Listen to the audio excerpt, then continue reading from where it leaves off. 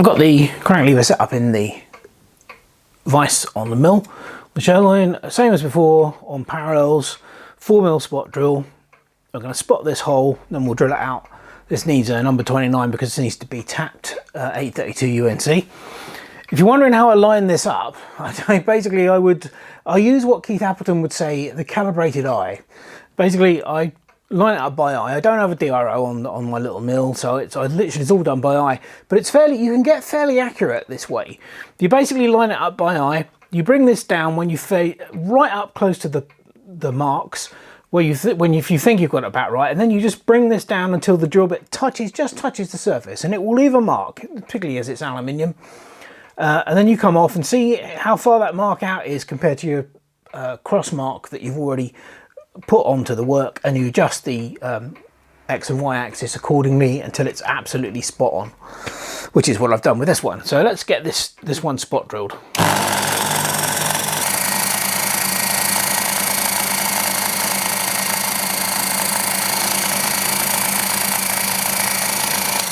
Right, well, that was easy. Now we'll swap that out for the number 29 drill bit. Swapped out for the number 29.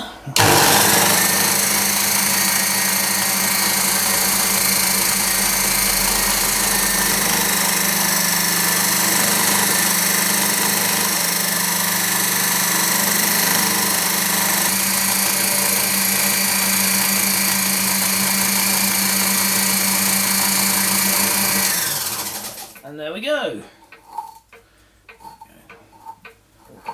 Now I will tap that over on the drill press just like I did the other 832 UNCs. Now all we need to do is put the spot drill back in and come over here onto this hole, which we're gonna drill and ring 1/4 inch.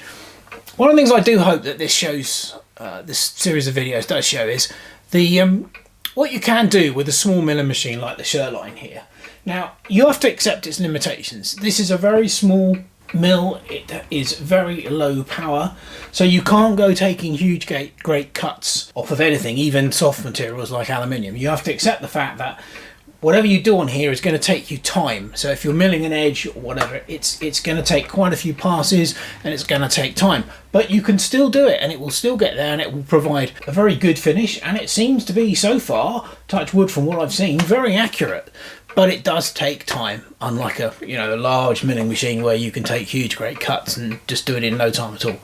So, but it's very versatile, and I think hopefully, as I say, this series of videos will show that. Right, let's swap it out for the spot drill and we'll get on and do the second hole. So this is the process I use for lining up the spot drill. So we move it into its rough position.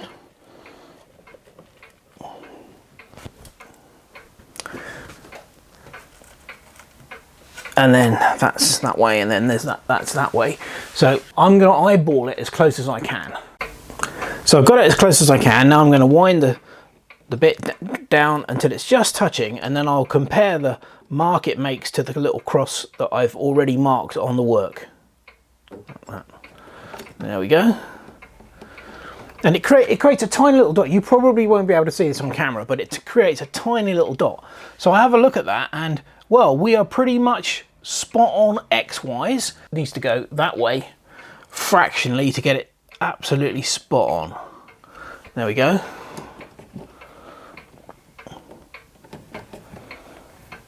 Yeah, there you go. And it's as simple as that. And you get quite good at doing this. With a bit of practice, you do actually get quite good at doing this. So we'll come back out again. And we'll just drill that.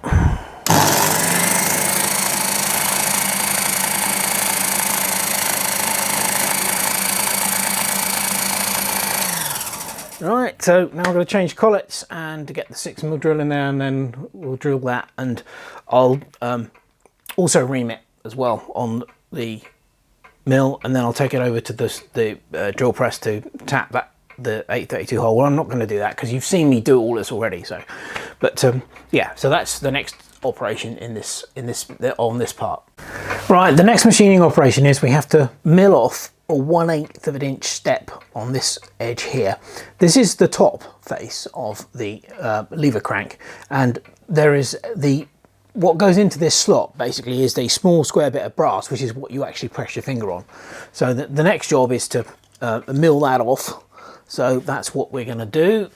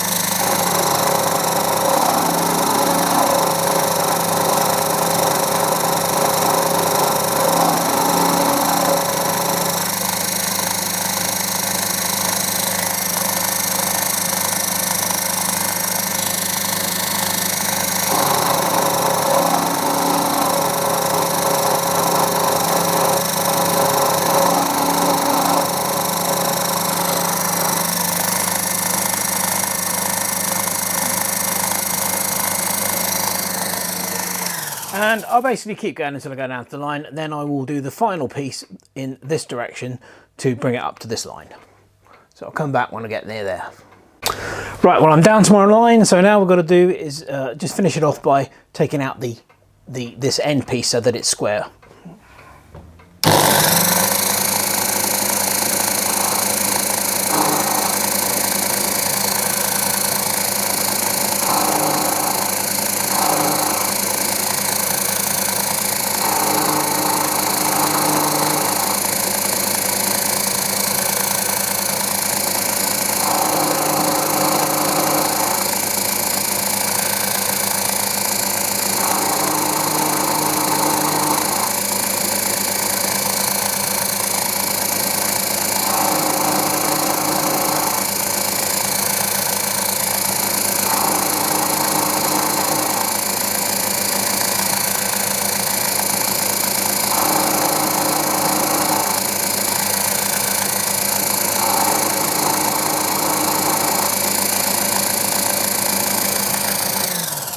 Right, I'm up to my line, so we're done. Very, very simple and straightforward milling operation.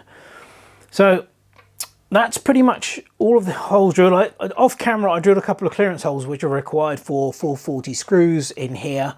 They basically come up from the bottom and screw into the little brass finger tab that goes on there. I've still got to tap this hole, and then the next operation on here will be to shape this according to the diagram.